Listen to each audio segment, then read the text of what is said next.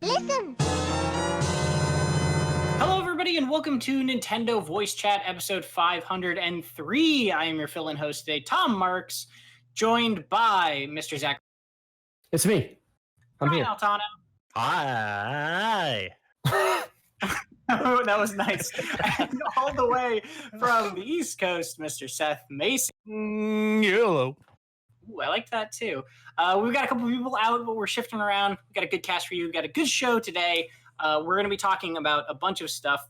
Our lead topic will be about what's happening in Cooking Mama Land, because that's a whole surreal story to go into. We've also got some great news. We're going to be picking some of our kind of top picks recommendations from the big eShop sales that are going on right now. There's a couple big publisher shit sales. And then we're also just going to be talking about games and do another show and tell segment, show off some stuff in our house. So it's going to be a good show. Let's jump right into it, though, with the first topic of the day, the big one. What is going on with Cooking Mama Cookstar? Like, That's a great question. To set this up, you might have heard that a Cooking Mama game was coming out in we've talked about it over the last few months. I think it got leaked and then announced late last year. Mm-hmm. That game came out last month, but then was removed from the eShop, showed up on some store shelves, but not all store shelves. The information around it was just like really confusing. Joe Screbbles, our lovely gentleman, executive news editor over in the UK, wrote this great article kind of like trying to track down everything. But like, we don't know. This game is sort of in release limbo, right? Like it's sort of released, but sort of not. Some people are playing it, some people aren't. It's very strange. Yeah, it looks like it launched digitally for like an hour or two and then was pulled from the eShop. So if you happen to get it in that window, which I know millions of you did because you couldn't wait. No, actually, Mama heads. Yeah, I actually really like. I really did like a lot of the older Cooking Mama games. I play them a lot. And then there are physical versions of this game in the wild in some places, which is already a nebulous thing because of what's going on with the global pandemic. But also, you can buy some of these online. Play Asia had copies, which is interesting. So you'll be able to import it if you want. But the game just sort of vanished. And so I guess the theory is like it wasn't supposed to launch yet, or it was supposed to launch yet, or the people who made it didn't want you to play it, or the people who own the IP didn't want these people to make it. There's a lot of questions here. Yeah, it's very confusing. Well, first of all, let me just ask: have any of you guys played it? No. This one, and no.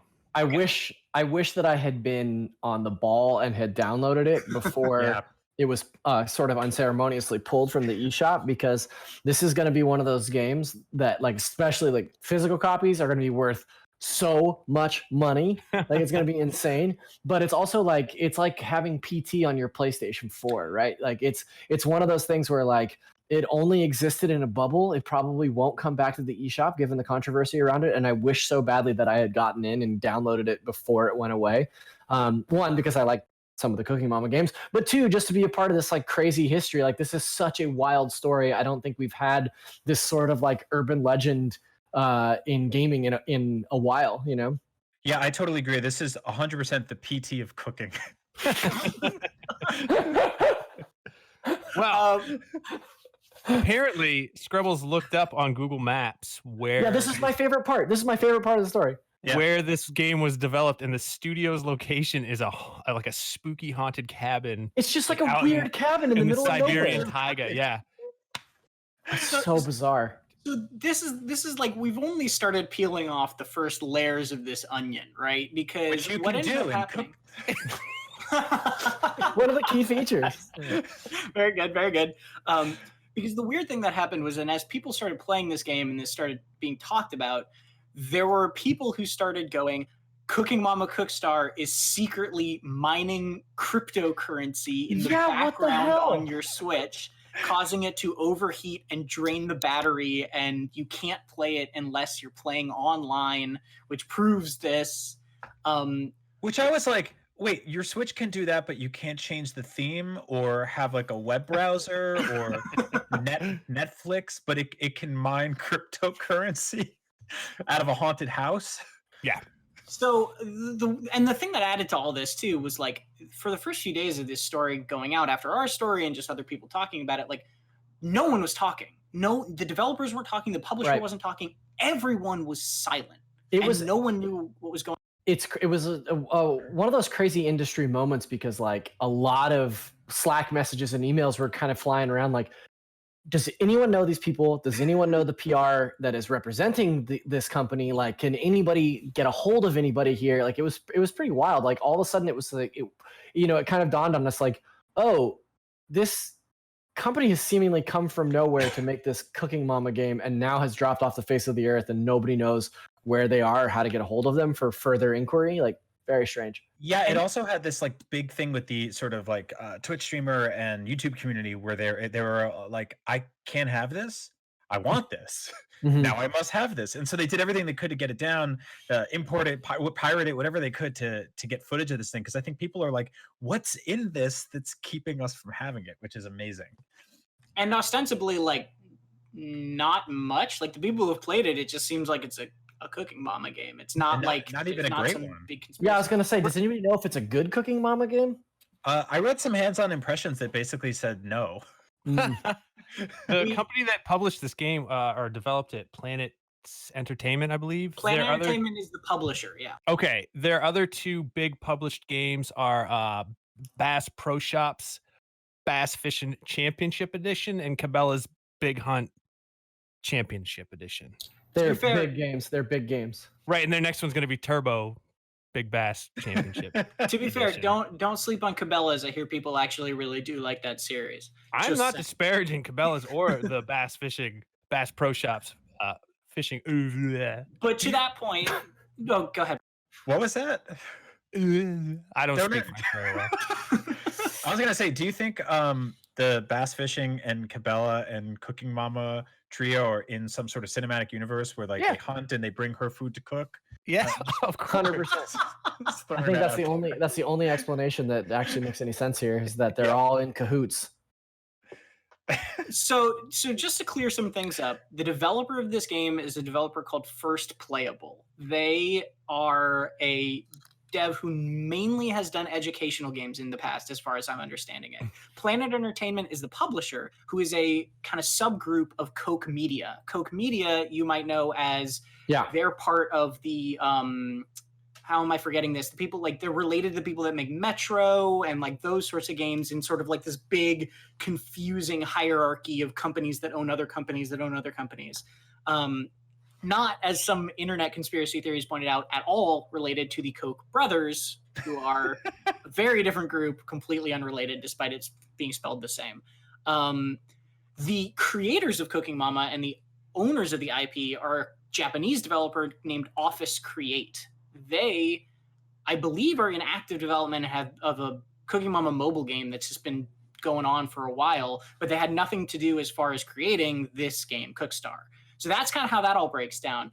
Apparently, also, First Playable and Planet Entertainment have come out and said, there's absolutely no Bitcoin mining in this game. There's no cryptocurrency stuff. The battery life drain stuff, the overheating your Switch is all false. This is all rumor. And it all stems from a press release that they put out in late 2019 that said that the game would incorporate blockchain technology to like, let you resell the game and trade items. Yeah. That seemingly they only ever put in there to get investors interested, and then those blockchain technologies never even made it into the final game. Like people data mined Cookstar and said it's nothing like that is in there at all.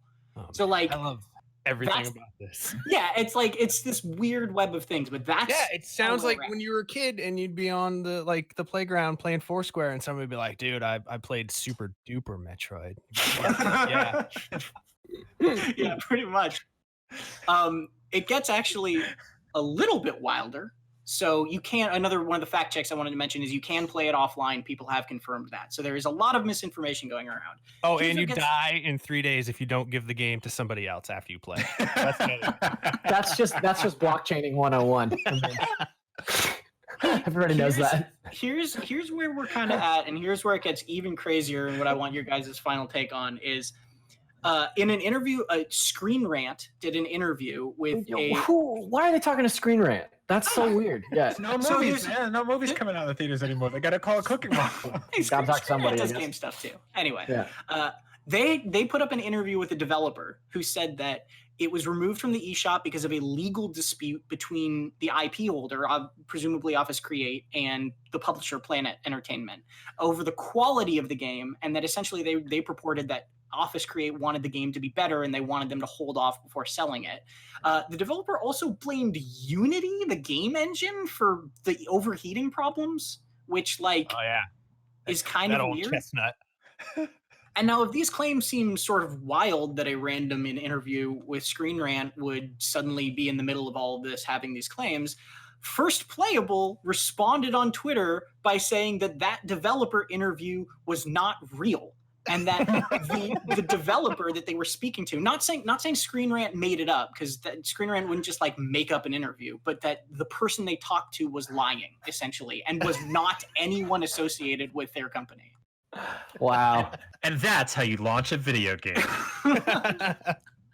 So that's where we're at. We don't know when it's coming out still. We don't know why it got pulled for sure. We're just kind of left in this limbo of like Cooking Mama exists and doesn't. I am so overwhelmed with regret that I did not buy or order a physical copy of this. Yeah. when I had a chance. I had the chance. I was helping Scrubs look it up to see if I could find it, and there it was physically. Yeah. Yeah, if listeners of this show haven't read Joe Scrabble's article about this ever increasingly weird web of Cooking Mama I don't know, nonsense, please read it.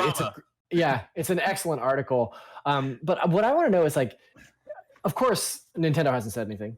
Like, Nintendo hasn't come out and said anything about it. Am I wrong? Was this game in a direct, or was it not in a direct? I feel like it was featured in like a sizzle in a direct. I can't remember. Maybe. I was just trying to look it up, but I can't remember, because it seems like such a weird, I remember that it was announced around the same time as the Animal Crossing direct, so maybe I'm just conflating the two, but Yeah, I'm not sure. yeah. If I Google Cooking Mama Nintendo, it's just like mountains of stories about cryptocurrency. Of course.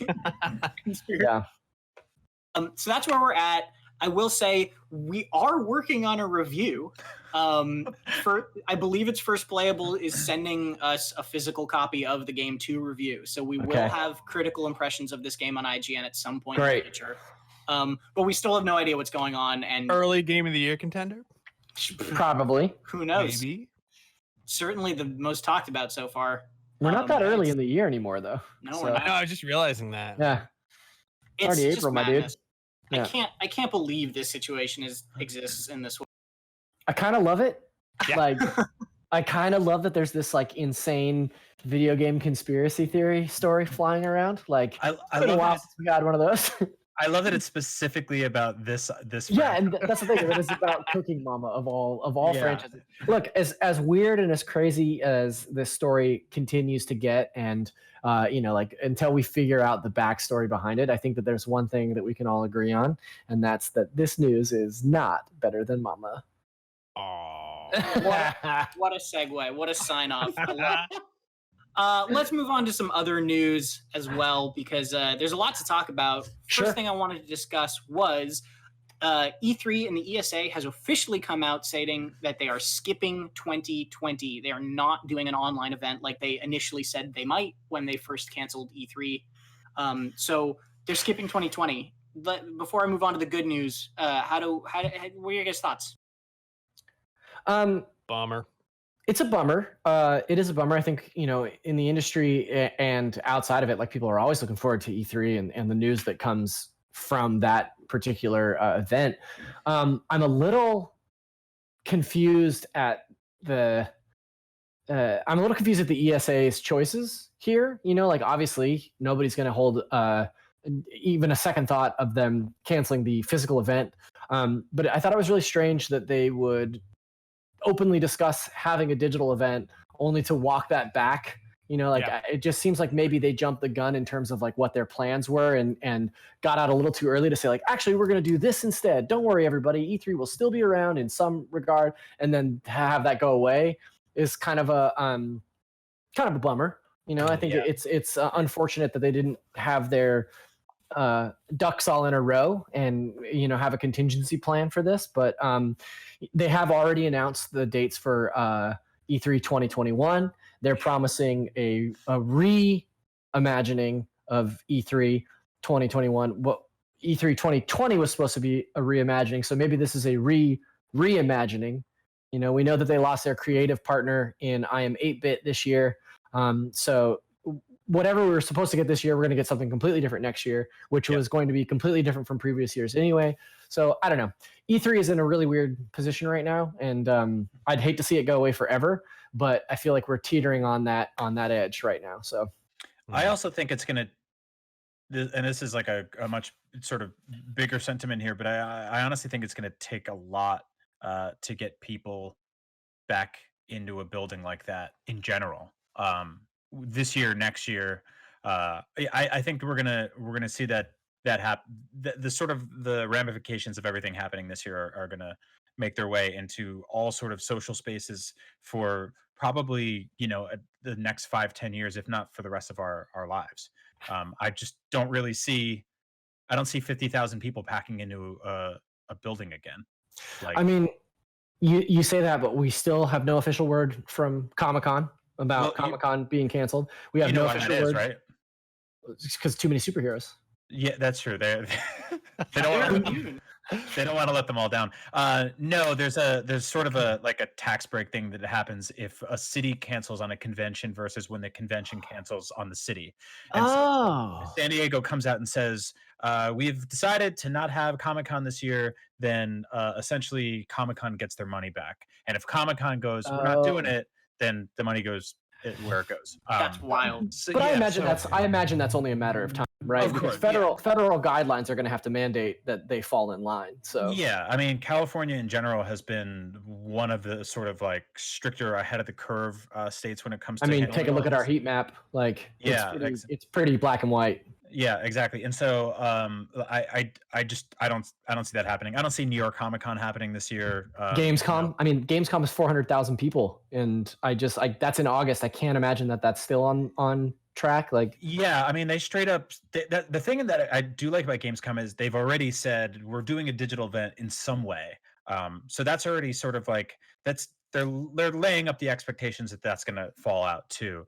But yeah, it just I don't like in a lot of ways for us as Nintendo fans.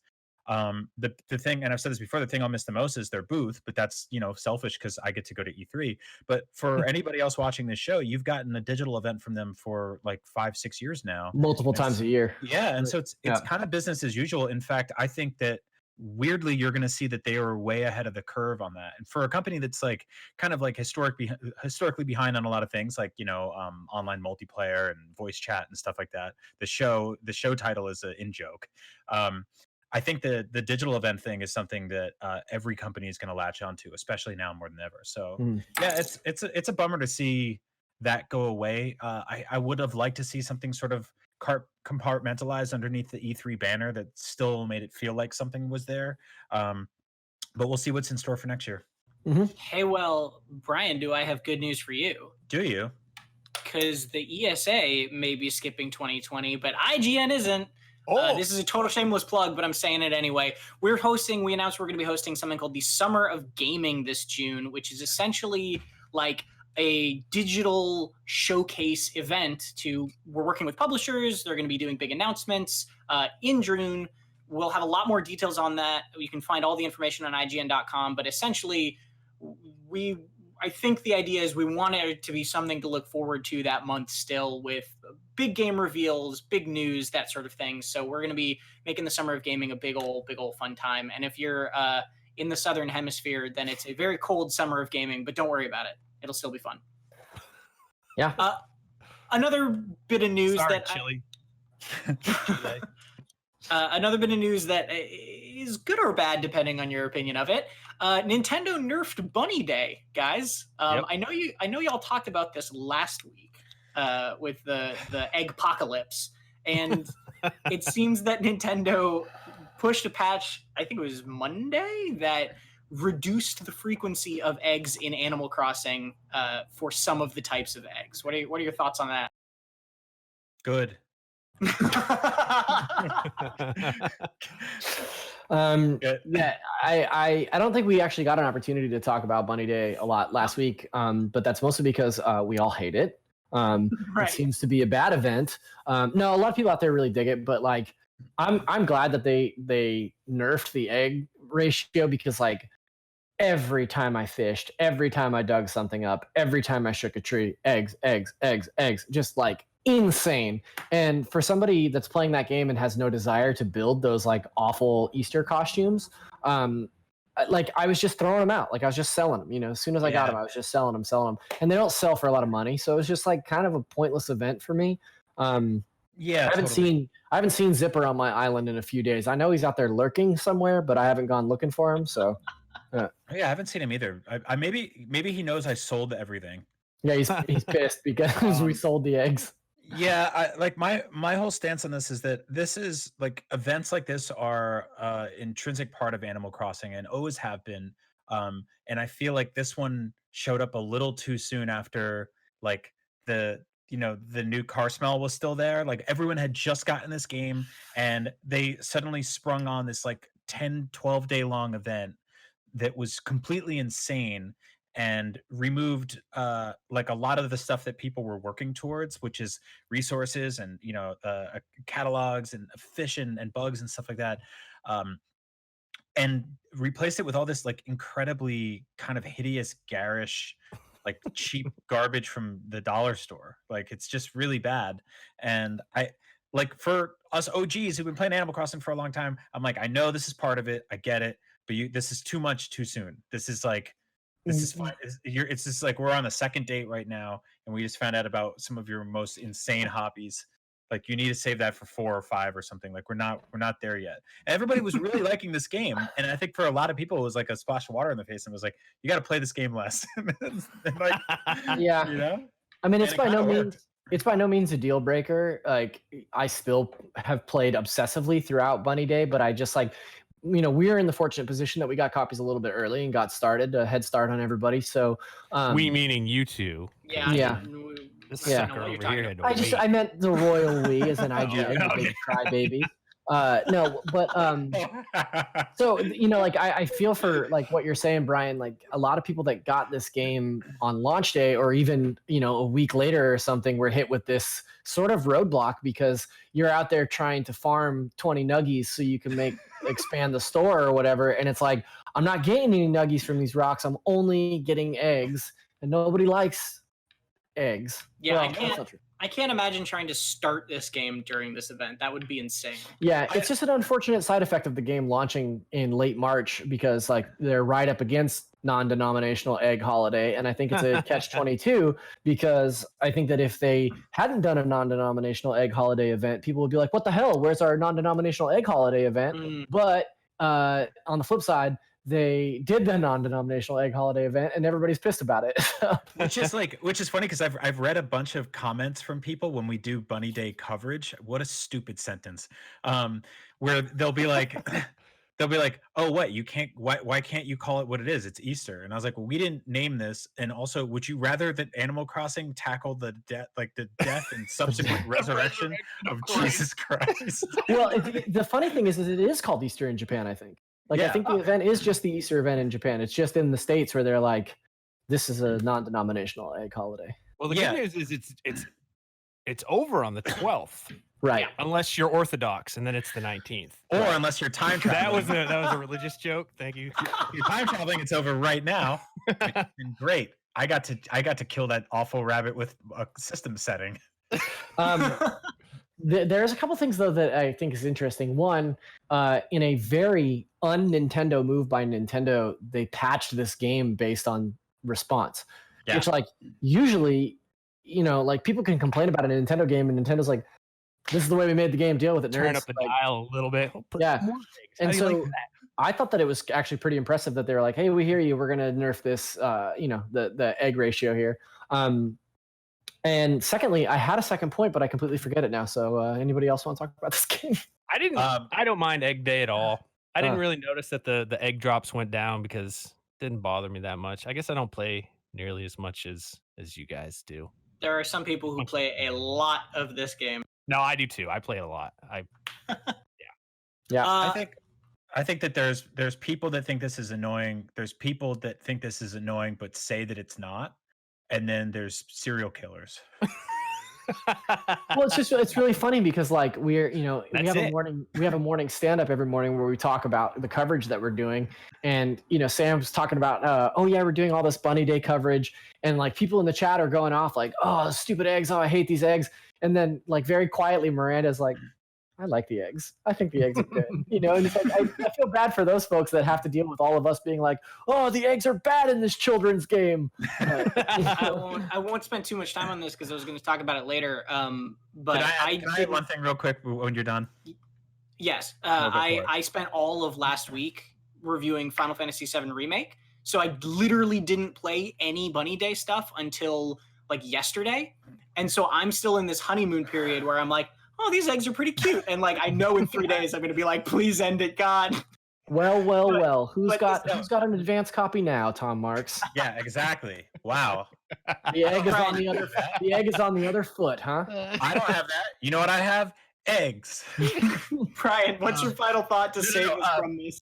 Zach mentioned that it's like this is an event for children, and I told you guys that like my toddler in the morning has come over and like sat on my lap and watched me play Animal Crossing, and she gets really excited when I run by like a pond or the sea and there's a fish, which means she's constantly excited. And so multiple times I've like cast the line in, she's been like fish, and then I pull out an egg and she just goes egg.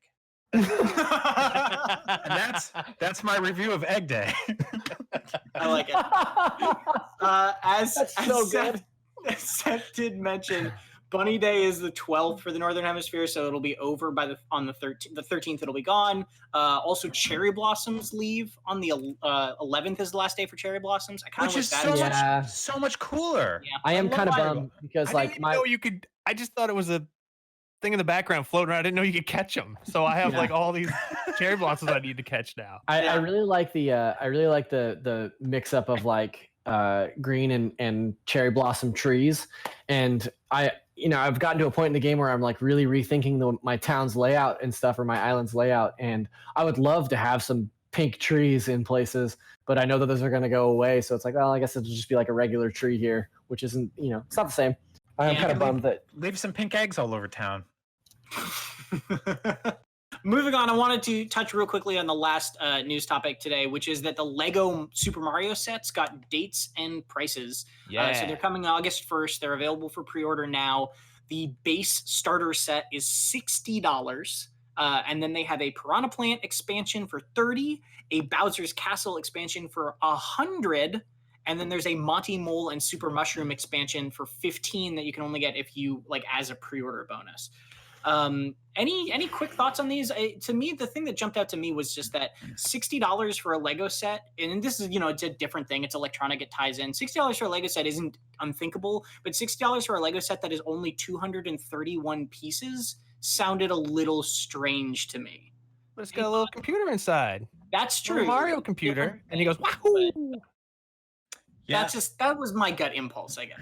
Zach and I were talking about this yesterday, day before. Time isn't real anymore, and yeah, I I'm not crazy about this set because I feel like it's like halfway between where I wanted it to be, of being like a minifig set, and then also halfway between Duplos, which like are for literal babies, which would be fine if it was the whole thing was just for literal babies, but it's not. And so I'm kind of let down here. I really wish they had just done in the same way they do Ninja Turtles and Marvel and everything else, just had done a line of Mario themed minifigs and a Bowser's Castle set for $150 that, looks like the Disney Castle set that they've made. Like I love the Star Wars Legos. I always have. And this is kind of a swing and a miss for me. Yeah, I'm pretty surprised that they didn't just do like a Mario Lego set, because we haven't gotten those, and they would. Here's why. That's boring. This is a cool and exciting new toy for people to play with that has a little computer inside that makes coin sounds and says wahoo. Did you pre-order it, Seth? I haven't pre-ordered it. It's not in my budget. I see. Yeah. You got a strict budgie for Legos, or got a strict Lego budget, yeah, bud. All right, that's cool. Yeah, Brian and I, Brian mentioned it. We were talking about this yesterday. Like, my overall thought is like, it's not for me. Like, this is obviously for a different audience. Like, I'm an old man and would like a traditional Lego set that is Nintendo themed, but that's fine. I think that the bigger theme here is that this is the second or third Nintendo partnership that we've seen, and the second or third time that it's been a miss. And it's disappointing to me that Nintendo is finally ready to play ball with partnerships and is ready to like make the money that we've been asking them to make through clothing lines and toys and etc. And they're just missing the mark. Like, I personally, I just think that the stuff that they're making and the ways that they're partnering is like sort of ugly and not really interesting to me. And it's funny to think about, 5 years ago when I was starting on Nintendo Voice Chat and talking about, oh, I'd love it if there was Nintendo Legos, or I'd love it if there was a Mario movie. And, now it's like, well, maybe not like this. Yeah, it's like I love Levi's, I love Lego. Like, it, telling me that those worlds were combined with Nintendo, I like lit up. I was like, this is gonna be great. And it's been like a total swing and a miss for both those things. The good news is that Nintendo is partnering with Uniqlo in May for their 35th anniversary of Mario. Yeah, which is cooler cool stuff. because it's also showing they're starting to publicly acknowledge the Mario birthday thing, and that's, I don't know, adds a little bit of like Validity. validity to maybe some of the rumors about all the games and stuff like that coming. And so I actually like some of the stuff they're doing in that line. It's a little more simple. Seth, did you order any of the Levi's Mario stuff? No, that was also the Levi's budget is pretty tight right now. So no, I didn't. But I eat all that stuff up. Like the gaudier the better. So like a full print pair of Super Mario overalls. Like, yeah, that was extremely in my wheelhouse. But one strap undone.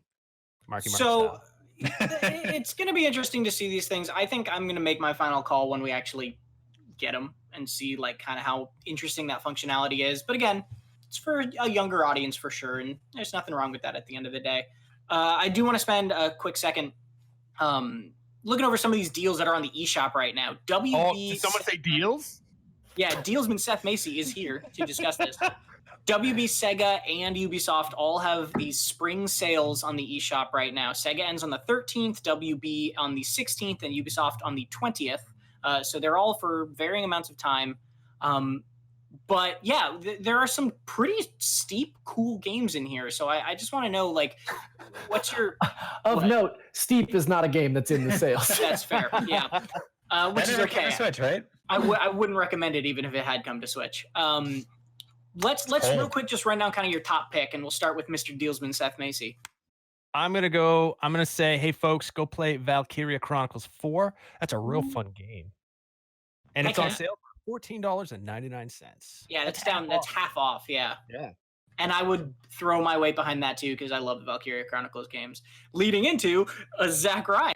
Well, I was going to suggest the original Valkyria Chronicles as like a cool hybrid sort of shooter/strategy game. But since y'all have already championed Valkyria Chronicles, I'll go ahead and throw a vote for Starlink Battle for Atlas in the mix. That is an extremely good game. Starlink is an awesome game. We talked about it here on the show quite a bit when it came out, but that game is the Star Fox game that we've wanted since Star Fox 64.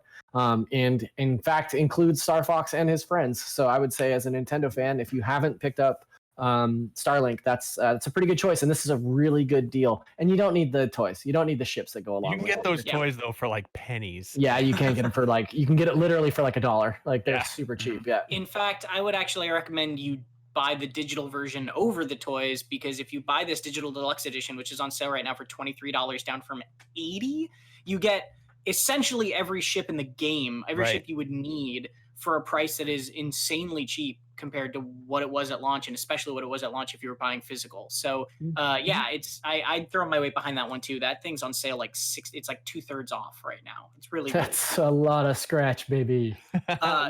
The other thing I will throw in, because the Valkyria Chronicles series is absolutely one of my favorite series, like flat out ever. Just a quick recommendation. I think the first game has a far better story, and I think the fourth game has far better gameplay. So kind of take that with what you will. They're both excellent games, though. So, if you want the story, go for the first one. If you want just a little more polished, go for the fourth. 2 and 3 aren't on Switch. 2 and 3 are not on Switch. 2 and 3 were PSP exclusives. PSP games. Yeah. 3 never even came to the US. Ah, that's right. Okay. Yeah. Got it. Brian, did you have any shout outs here? Did you... Yeah, I kind of want to say either Diablo 3, which is I think 50% off right now, and also Mario and Rabbids, which is down to $15. If you missed that game for some odd reason, or it didn't look like it would be for you, I think that was our gut reaction immediately for pretty much everyone on Earth, and most of us proved ourselves wrong there. Yeah, it's a delightful strategy game. It's fun as hell. It's got like tons of really great like Mario personality in it, despite being a Rabbids game. It totally works. I don't know how, I don't know why, but it's great. And Mario and Rabbids is $15 right now, down from $60, so it's 75% off. And you can get the Gold Edition, which is, I believe, includes like that DK DLC for like only $5 more. So that's another really hearty recommendation. These are some like the reason I wanted to do this is because these are some really good games at like genuinely steep discounts. The last one I'd throw in there that's an older one is Rayman Legends is only $10 down from 40. Very good. And it's an old game, but it just still holds up. It's a really great platformer, worth going back to. Let's show off something of a different kind now with our now recurring work from home segment, Show and Tell. Do you guys have any cool things to show off? Who wants? This is a segment where we pull neat stuff in our house and show you it on camera if you're watching on YouTube. Looks like Seth is ready to go first. Go ahead, Seth. Go, Seth. All right. The first video game that I ever bought with my own money was Mega Man 3. And here I have not the one that I bought, but a complete in-box. Ooh. Copy. Pretty beat up. Doesn't matter. It's complete in box. It's Mega Man 3. It's the first game I ever purchased with my own money for Christmas. I think it was like $79 when I bought it at like yeah. It was a lot of money when I bought it at a mall in Burlington, Vermont. Dang, man. That's a little piece of history. Yeah. Where do you fall on the great 2 versus 3? Mega Man 2. Don't even 3. I love 3. My man. But Mega Man 2 is it's just so perfect. Do you have a boxed copy of that too? No, oh my God! You know how much those are? They're so even like a trashed Mega Man 2 like loose cartridge is more than I am willing to spend when I have really? Yeah, those games. Mega Man 2. Well, it might have dropped now, but it surged in price and popularity there for a hot minute. Same with the Contra NES cart. That was running for like $60 on eBay. Being sold for that much, not just listed. Goodness. It's fallen significantly since then. Brian, I just saw you pull something down. That's right. These are boxed complete Famicom copies of the original Legend of Zelda and Zelda 2. They're pretty much, I think they're in like mint condition. There's in one of the manual, there were some stickers that a kid took out, and what a jerk. I'm gonna find them. But yeah, yeah, these are really awesome. Many of you probably had the NES versions growing. I did not grow up in Japan, so I didn't get these versions. They have full color manuals with illustrations and everything. Yeah, so this one has still my heart. This one has all the stickers intact in the front, and I love that art so much. Yeah, and obviously you guys have seen what the cartridges themselves look like, or discs really. It's basically a floppy disk with Zelda on it. Super cool. And it's got the little floppy disk paper sleeve and everything. So yeah, these are great. I've had these for a while, and I just display them. I don't have a Famicom. I can't play these anywhere. So world's loudest truck just drove by. Things are going good. And we're back. We had a little technical difficulties. We're back though with Zach now. Zach, what are you? Yeah, I decided to take a decidedly left turn for a Nintendo show and bring a very non-Nintendo item, and that is my Star Wars Empire Strikes Back lunchbox. Whoa! From that OG?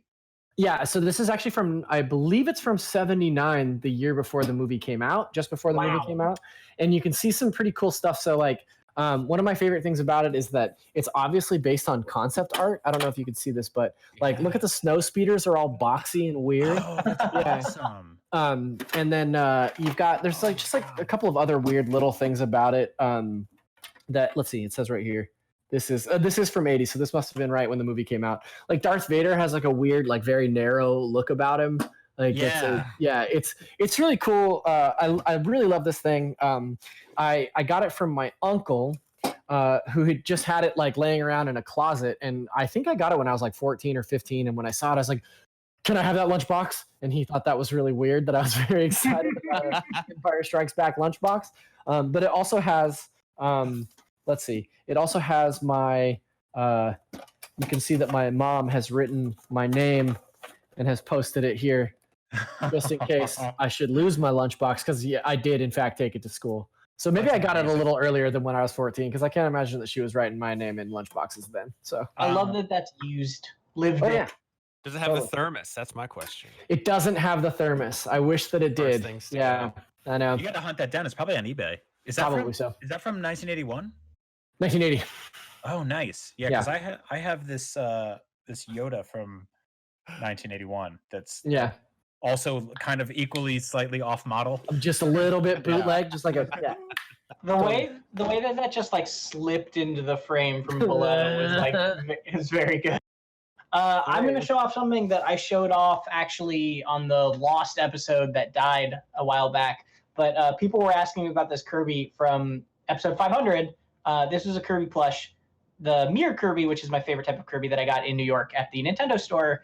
And I told the story already, but I'm going to tell it again, which is when I walked into the Nintendo store, there's a corner of that store that's just all Kirby plushes in different powers. And like, I definitely almost walked out with 5 Kirbys.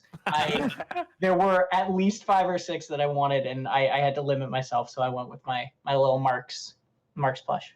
That section is great, by the way. I love that part of that store. There's also like kind of diagonal from that. There's like a whole Animal Crossing section, and they have that DJ KK slider with like the thick Run DMC glasses and the turntables, and he's a plush. And I don't know why I have never bought that for myself, but I really should. That seems like something that would be like on your hit list for sure. Yeah, right? Yeah. I'll order it now. What's wrong with me? All right, let's take a quick sidestep to some games that came out this week or are coming out this week. First up on the 7th for $60 was a game called Disaster Report 4 Summer Memories, which actually came out in Japan in 2018 on PS4 and then 2019 on Switch, and is a sequel to Disaster Report 3, which is from 2009. Wow. Do you guys know anything about this game? I've not played it, but I heard very, very bad things, unfortunately. Seems like it might coincide with, I don't know, worldwide economic collapses, because that's where we were. I believe that one is... no, I mean in real life. If it came out in 2009 and now it's coming out in 2020. I think these are more real disasters, like it's like surviving an earthquake, basically. But unfortunately, I don't hear great things, but it's one people have been waiting for to come west for 2 years. Interesting. Another game, we've already seen the Knights of Pen and Paper games, both the first one and the second one, out on Switch. Now there's the Galaxy of Pen and Paper, which is the sci-fi space-themed version of that.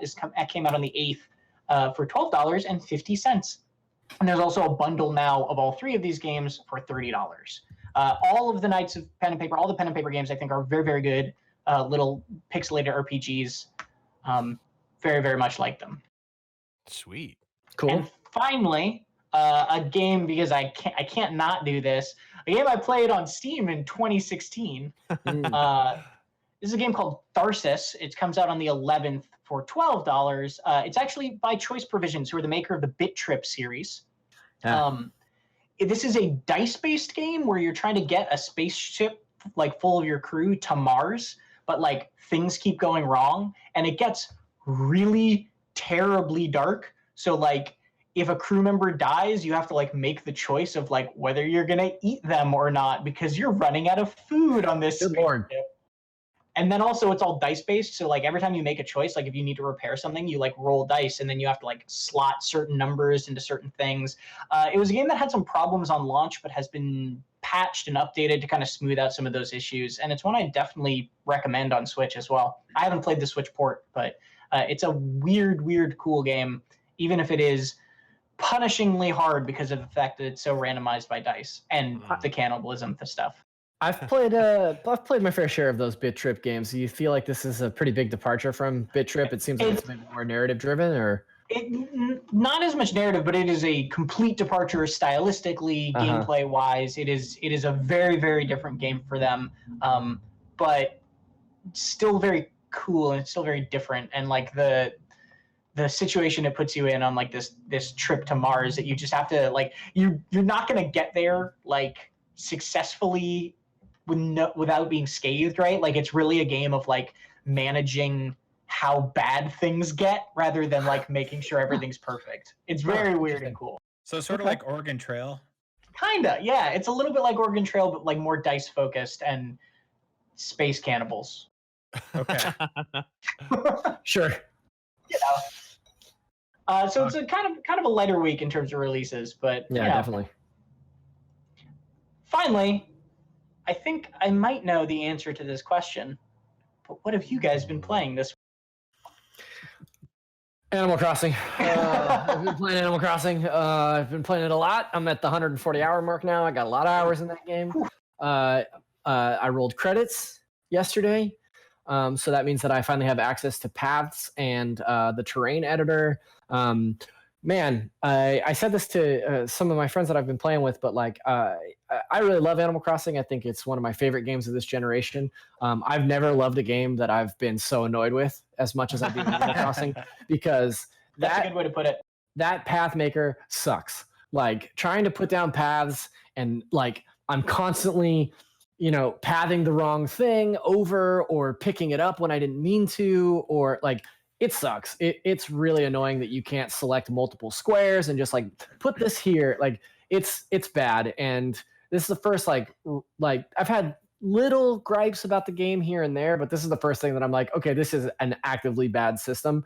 It's not going to deter me from playing because I want my town to look so super dope, but it's also like the terrain editor. It's a little annoying that you can't just look at a grid and select where things go. You have to eyeball a lot of stuff. And so like I moved my tailor shop and my Nook's Cranny. I moved them to the other side of the island and I wanted to put them in the middle of the square and have like a path between them.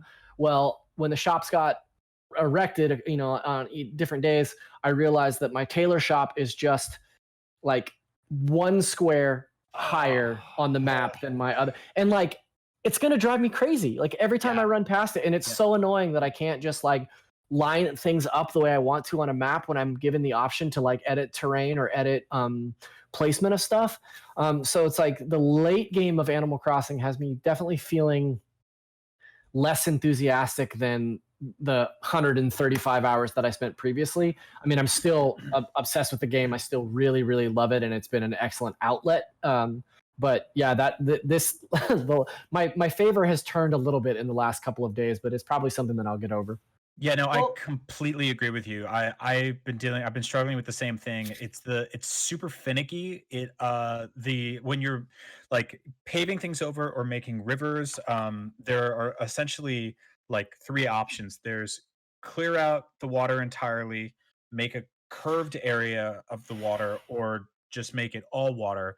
And the amount of times that you do that incorrectly and have to repeat the sequence of events is really cumbersome and really annoying. It's also lining up your paths is really difficult. I had to basically like trick it. So when you're making when you're landscaping, you're making like terrain. The best way to do it is to create, like, if you're clearing it out, you have to make like alternating rows of like blank spaces, because otherwise it will start making the curve shapes. Right. I know this sounds crazy right now, but this is the kind of stuff that you end up doing in the late game, because this is your opportunity to rectify all those like annoying rivers and edges that you have over your town. It's you trying to eliminate the number of times that you have to pull out your ladder or your pole vault. Like, yeah, exactly. And so you can do all that. I'm 100% in the same boat as you, Zach. In like one, I put all of my villagers in rows, and like one of them was like 2 spaces back instead of, and it just like I eyed it out, and only I could like, oh, this is something only I know. But so what? Like, it's enough to drive me crazy. Yeah, I had that happen. It's also like you can't move a bridge. You can only destroy a bridge, and the game early on has you making like the crappiest bridge in the game as part of the progress. And so understandably you're going to want to nuke that thing and put in a better one, and so you don't get any money back on that. You just destroy it. So you can move houses, you can move furniture, you can move all that stuff, but you can't move a bridge. So you have to destroy the bridge, wait a day, and build a new one, and then build a new one, and then like fund it, and then wait a day, and it turns into this whole thing. And so that's the other thing that's gets a little cumbersome, is like everything starts compounding, where it's like, I want to move now. I need to move everything slightly right, but that means that I have to pay 150,000 bells, and I have to wait 3 days to move those buildings because they only move one building at a time, one building a day. And so it's like, I wish that the late game stuff opened up a little bit more and allowed you to do like get around some of the earlier rule sets. Because right now it's like, it's totally scaled back the time. Like, I was playing for hours and hours, like 6 hours, like I'd get off of work and play until I went to sleep.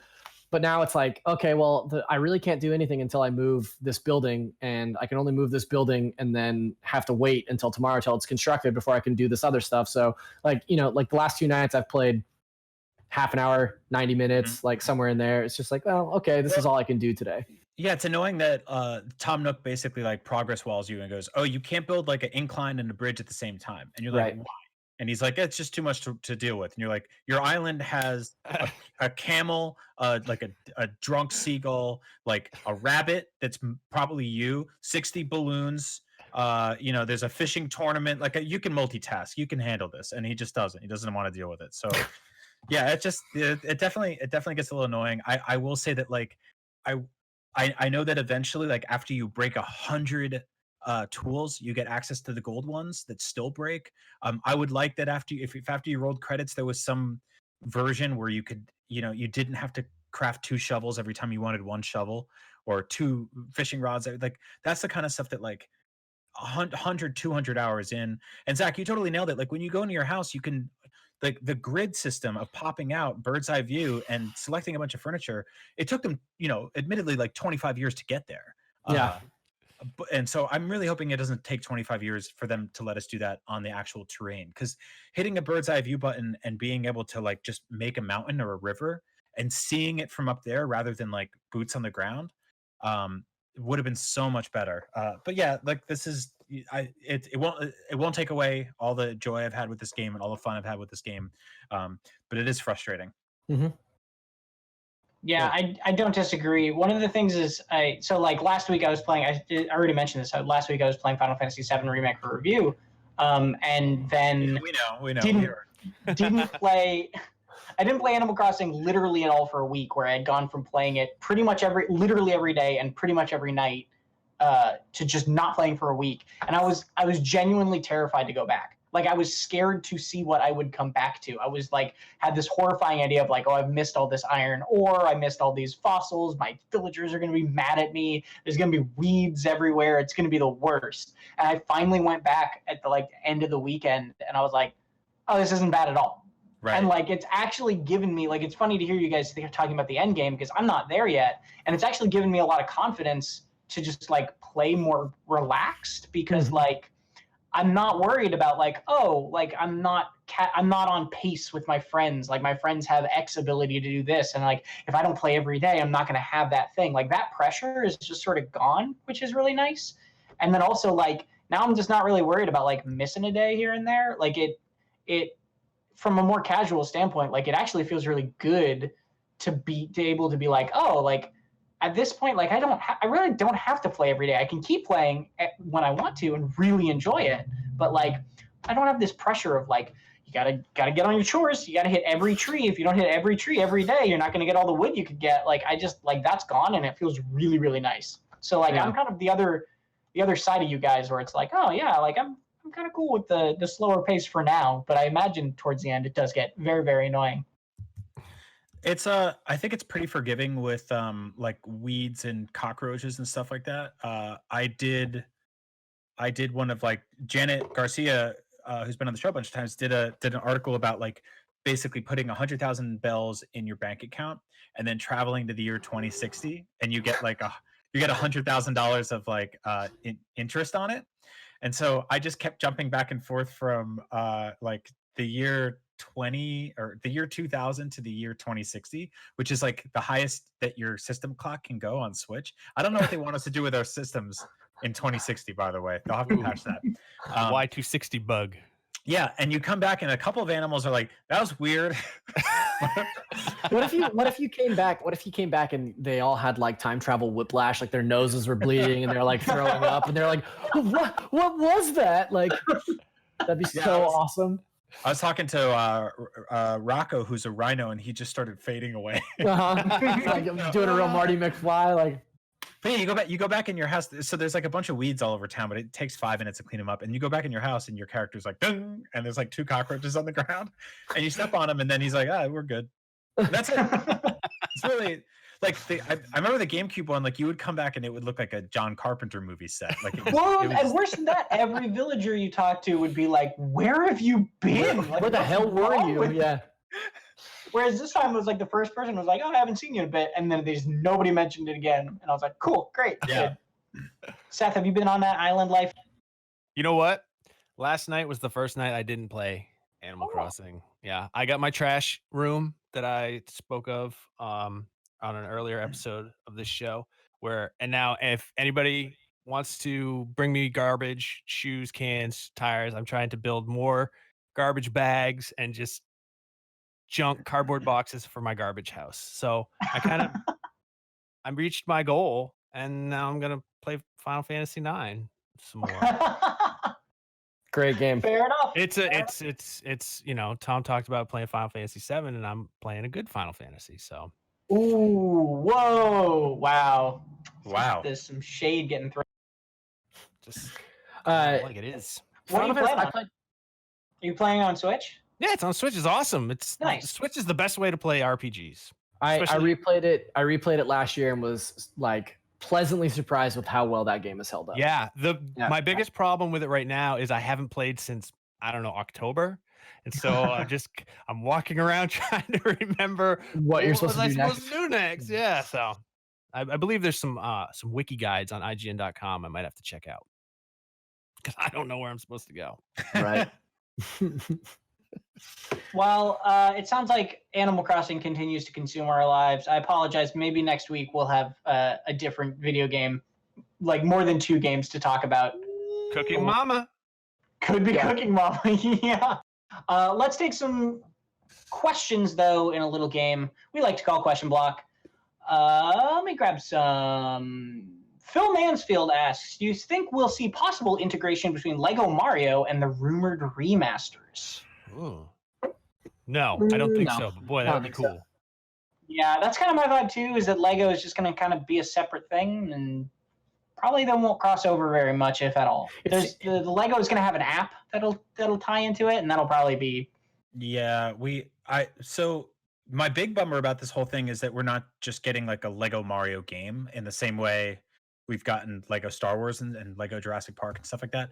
But I think that the Toys to Life stuff died so hard that I don't think anyone's going to bring it back. I mean, even Ubisoft bringing back or trying it out for Star Fox years too late.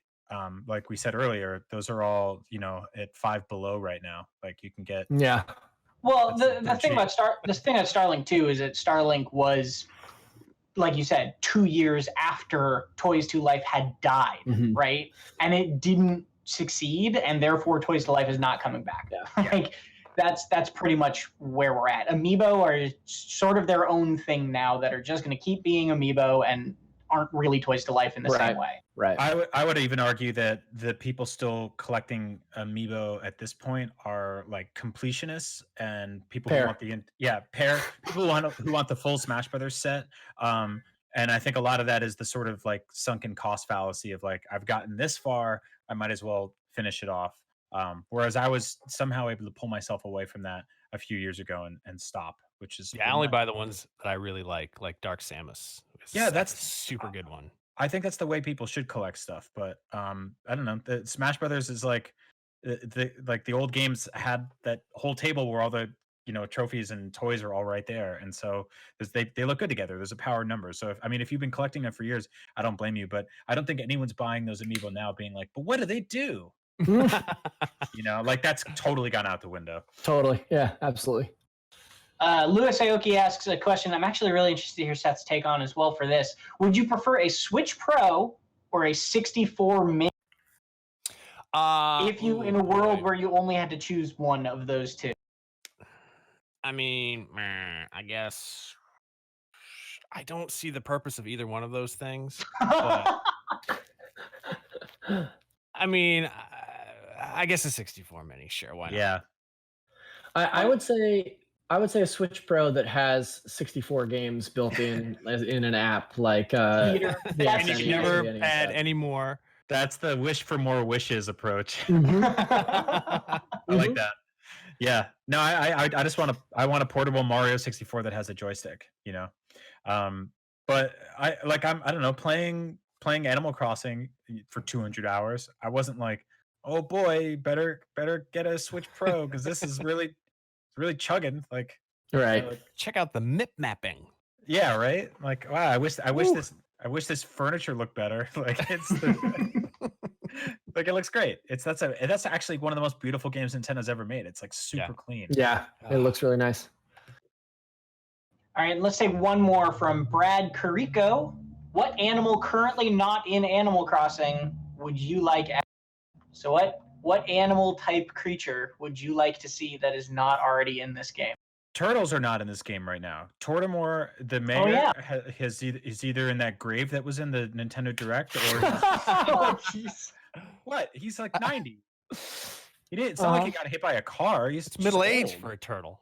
That is true. That is. Actually, yeah, that would be tragic if a turtle died at 90. You'd be like, he had so much life left to give. Yeah, 200 more years to be mayor. No, there's no turtles. That'd be good if they added the turtle. I've watched a lot of BoJack Horseman in the last few years, and one of my favorite things about that show is it's got a lot of anthropomorphic animals, and the best one by far is the humpback whale that's also a newscaster, and it's just like a giant whale head coming out of a button-down shirt. And I think that'd be a great addition to an Animal Crossing village. It's just like a big whale man. Yep. Yeah. I want the I can't remember what they're called, the tardigrades, the little microscopic 6-leg little teddy bears. I want them walking around. What is a nightmare creature that you're describing? What are you talking about? Know about the tardigrade? Oh, it can survive in space. You can freeze it and thaw it out. What? I gotta Google this right now. Yeah, I know exactly what you're talking about. It's called the water bear or the tardigrade. TARDIGRADE. Ew. It's so cute. I hate them. It's like a little Michelin man. Very real, honest reaction of you. This looks like a butthole with legs. Who doesn't? Wow. Touche. I am gonna go for a really terrifying existential crisis answer. Worse than the last one? Worse than the tardigrade? Yes, worse than the last one, I think. Since we have like Blathers, who is an owl, but then also an owl will show up on like the notice board, and we have like bird villagers, but then there are birds. I want a fish villager. I want a genuine fish villager that you can walk up to his house and show off the fish you caught, and he'll be like, good job. Like, I want it to go full terrible Kafka-esque, why is this fish man okay with this sort of thing? I want to see the fish villager fishing in your lake. Like, that's where I want this to go. What if he's constantly like, I can't breathe? I'm be cool if it was like a Sandy Cheeks, like from SpongeBob sort of thing, where he's just got like a fishbowl full of water on his head. Is that? That's good. Yeah. Yeah, that's what I want. Mm-hmm. I feel really lame now. I was like, turtles. No, it's a good answer. They carry their house on their back. I miss Lorimer, and dude, frankly, I'm fine with the dodos. The dodos are cute. I like their airplane service. I miss Cap'n more than anything else in this game. Cap'n, Also, the boat driver. This is a question you'll never hear me ask in real life, but where are the cops? Oh yeah.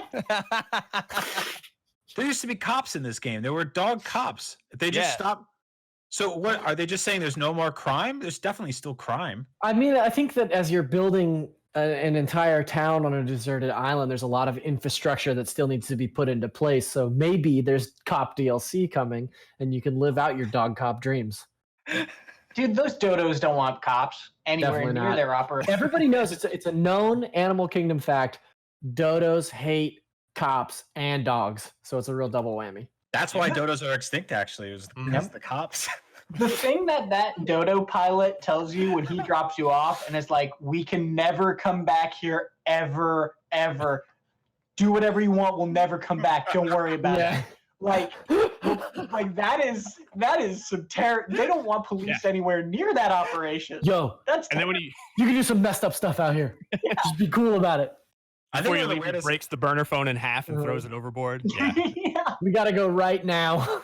One of the weirdest things about like playing this month is that random villagers will come up to you and they'll be like, "Hey man, there's eggs in the rocks." Kept smashing and eggs came out. My brother went on vacation. There was eggs in the rocks. It's crazy. What are you talking about? All right. On that chaotic note, I think let's wrap up the show. Thank you very much, guys, for joining us. Thank you all for listening to our insanity and all the continued Animal Crossing talk. Thank you, Logan, as always, for helping us out with the show as our production assistant. You can always find us on YouTube, on IGN.com, anywhere you can listen to podcast stuff, all of those places. You can also write into us at NVC@IGN.com. We love you very, very much. And remember, this is the only place where you can get the eggs. Oh, and the eggs. Oh, no.